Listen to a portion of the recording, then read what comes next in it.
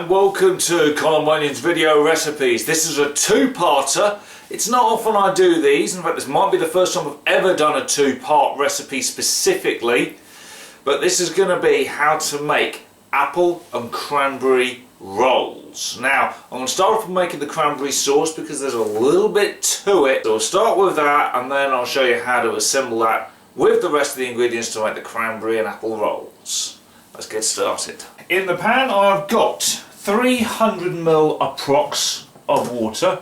Don't need to be exact. And I'm going to put in a little dash of salt. You don't want much, but just a little shake. 200 grams of fresh cranberries. Now I'm surprised they do 200 grams. Normally they do 300. So I'm going to have to scale it. Now some people say you can use dry cranberries. Don't. Dry cranberries are terrible. Use fresh if you're going to make proper cranberry sauce. Now, lime juice. Now, I'll admit I'm not a fan of using lime juice from a bottle, but I couldn't get hold of fresh lime, so juice of a lime, about a couple of tablespoons in there. And to balance out the tartness, what we're going to need is some sugar. Now, right, quarter of a cup, 60 ml, or about 75 grams of caster sugar, okay, and about 60 grams of light brown sugar. Now, light brown sugar I use a lot because it's got the nutty molasses flavour to it, which I think works quite well. So a bit more because you can't get as much in the cup, so that's fine. Now you don't want the sauce to be overly sweet, but you do need a little bit of sweetness in there, because otherwise you'll just end up with something that's too tart. A lot of people buy cranberry sauce in a jar and it's this smooth paste that just, no. Once you've made this fresh, right, it's a game changer, okay? Curiously, a hint of vanilla, not much, just a dash, okay? Trust me, it'll make the difference, okay?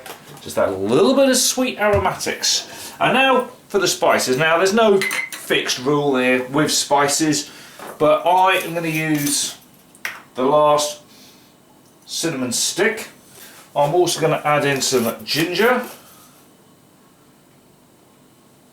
I prefer ground to fresh in this regard.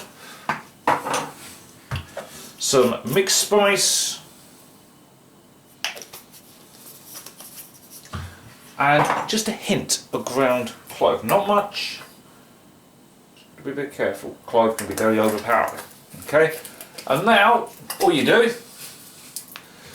is medium heat, and you've got to bring this to a boil and wait about 5 minutes, and then the action really starts.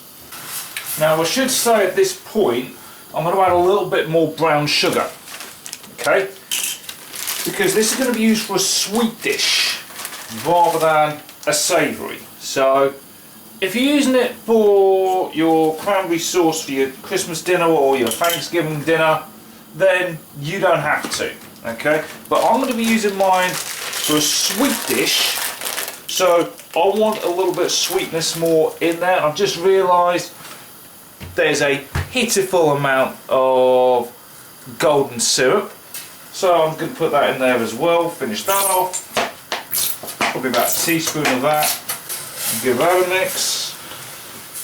Now the only thing you've got to take out of here is the cinnamon stick. Everything else can stay in there, okay? You'll start to hear them pop, okay? Because the pressure inside the berry increases and the skins burst.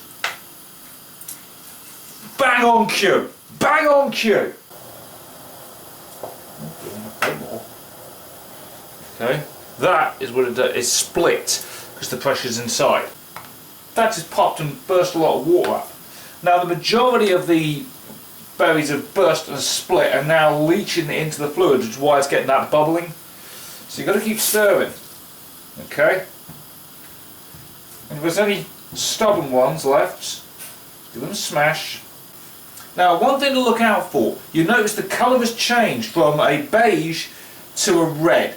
That means the cranberries are breaking down more, and you now don't have that long left before the sauce is ready. You just keep on boiling it until the water evaporates. Now, bear it in mind, it'll thicken as it cools down. So you don't want to make this super thick now, because you'll end up with a solid when it cools.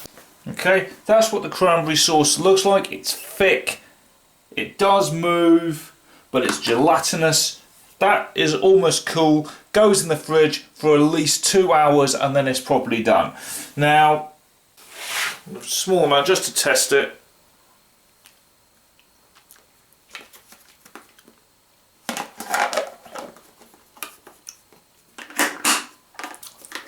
That's got a potency. Very spicy with the clove and the ginger and the cinnamon. Catch you for part 2 later on.